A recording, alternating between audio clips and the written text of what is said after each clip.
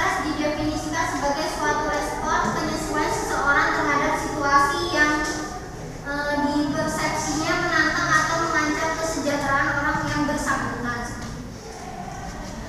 Jadi stres merupakan suatu respon fisiologis atau perilaku terhadap stresor hal yang dipandang sebagai tekanan, gangguan keseimbangan baik internal maupun eksternal. Selanjutnya yaitu faktor penyebab stres. Ada lingkungan kehidupan, ada fisiologis, ada pikiran kita. Dari lingkungan kehidupan memberi berbagai tuntunan penyesuaian diri seperti cuaca, kebisingan, kepadatan, tekanan waktu, standar prestasi, berbagai ancaman terhadap rasa aman dan harga diri. Tuntunan hubungan antara pribadi, penyesuaian diri dengan teman, pasangan, dengan perubahan keluarga. Dari fisiologis, perubahan kondisi tubuh masa remaja seperti haid, hamil, proses menua, kecelakaan, kurang gizi, kurang tidur, tekanan terhadap tubuh, reaksi terhadap ancaman, dan perubahan lingkungan mengakibatkan perubahan pada tubuh kita menimbulkan stres. Yang ketiga ada pikiran kita, menginterpretasi dan menerjemahkan pengalaman perubahan dan menentukan kapan menekan tombol panik. Bagaimana kita memberi makna atau label pada pengalaman dan antisipasi ke depan bisa membuat kita rileks atau stres. Selanjutnya yaitu gejala dari stres itu. Gejala fisiologis itu ada denyut jantung bertambah cepat, banyak berkeringat, terutama keringat dingin, pernapasan terganggu atau terasa tegang dan sering ingin buang air kecil, sulit tidur, dan gangguan pada lambung.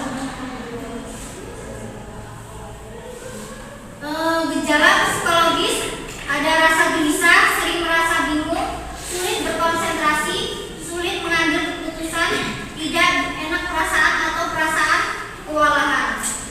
Dari tingkah laku, berbicara cepat sekali, menggigit kuku, menggoyang-goyangkan kaki, tics, gemetaran berubah, nafsu makan. Dampak stres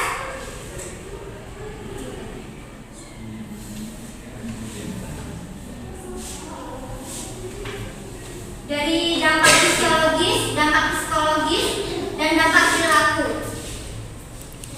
Dari fisiologis, orang mengalami stres sejumlah gangguan fisik seperti mudah masuk angin, mudah pening-pening, kejang otot, mengalami kegemukan atau menjadi kurus yang tidak dapat dijelaskan.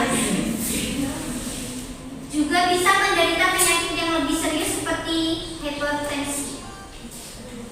Selanjutnya yaitu dampak psikologis, keletihan emosi, jenuh. Penghayatan ini merupakan tanda pertama dan punya peran sentral bagi terjadinya burnout. Ada terjadi depersonalisasi dan dalam keadaan stres berkepanjangan.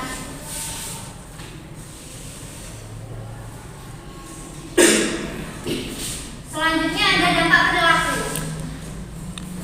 Manakala stres menjadi distres, prestasi belajar menurun dan sering terjadi tingkah laku yang tidak diterima oleh masyarakat. Level stres yang cukup tinggi berdampak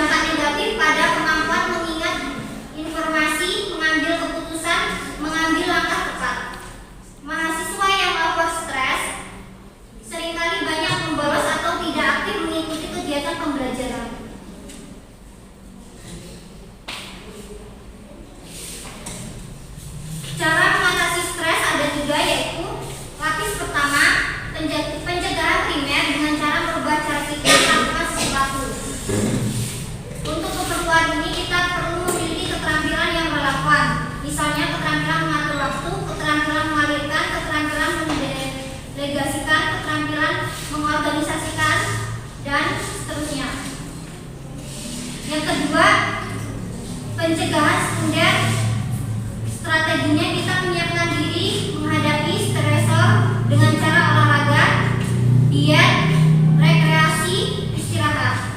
Yang ketiga adalah lapisan pencegahan tersier. Strateginya kita menangani dampak stres yang terlanjur. Kalau perlu kita bantuan jaringan pendukung sosial atau bantuan profesional.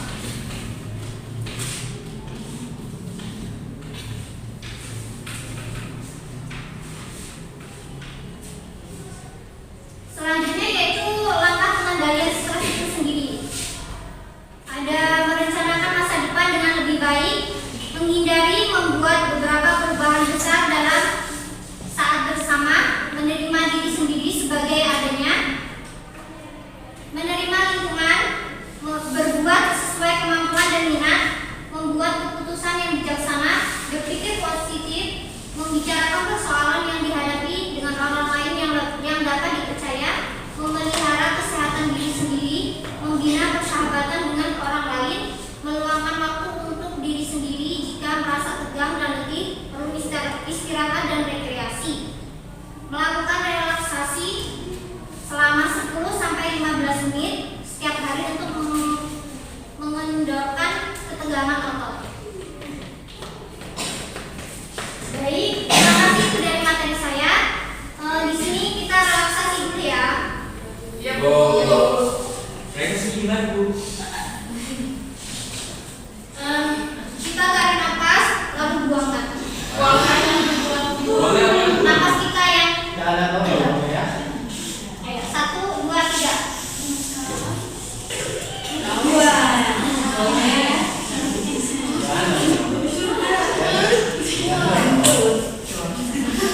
Sudah cukup?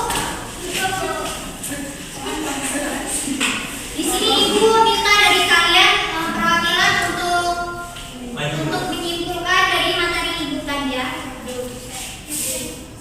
Baik, silakan.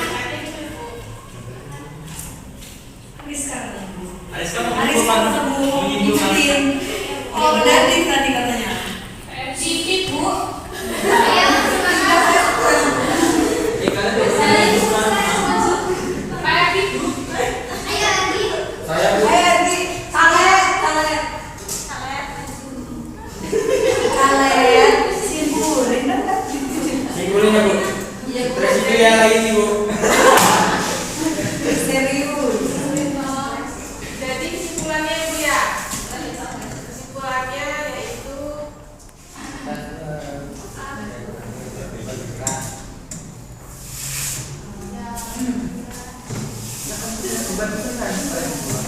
Bu kayaknya Ariska lama mikirnya saya dulu kan. Jadi dari materi yang Ibu sampaikan tadi saya menangkap bahwa stres itu adalah sesuatu beban yang terkumpul lalu tidak diluapkan sehingga menumpuk dan akhirnya meledak menimbulkan stres. Dan stres itu dampaknya banyak Bu, seperti gampang meriang yang kata Ibu tadi, gampang pusing dan lain sebagainya. Jadi itu yang saya tangkap Bu. Oke, baik, terima kasih.